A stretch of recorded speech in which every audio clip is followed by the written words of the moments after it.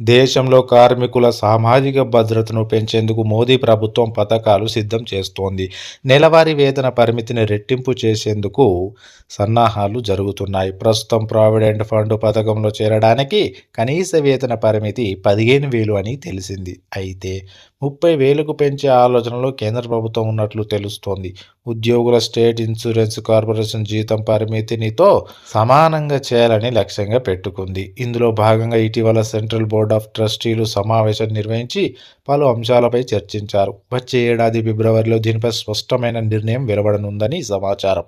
జీతం పరిమితిని పెంచిన తర్వాత ఈ పీఎఫ్ మరియు ఈఎస్ఐసి రెండు ఫండ్ను చెల్లించాలి. ఉద్యోగి జీతంలో కొంత భాగంతో పాటు యజమాని ఫండ్లో కొంత భాగాన్ని కూడా చెల్లించాలి. ప్రస్తుతం ఉద్యోగులు మరియు యజమానులు ఫండ్కు 12% చొప్పున ఈపీఎఫ్లో చెల్లిస్తున్నారు. నెలవారీ వేతన పరిమితిని 30,000కు పెంచితే ఉద్యోగి వాటా 3,600 అవుతుంది. అంటే పెరుగుతుంది. దీంతో ఉద్యోగులు పదవీ విరమణ పొందాక మెరుగైన పెన్షన్ పొందే అవకాశం ఉంటుందనేది ప్రభుత్వ అభిప్రాయం. దీనివల్ల దేశంలోని లక్షలాది మంది ఉద్యోగులకు లబ్ధి చేకూరుతుందని అంచనా.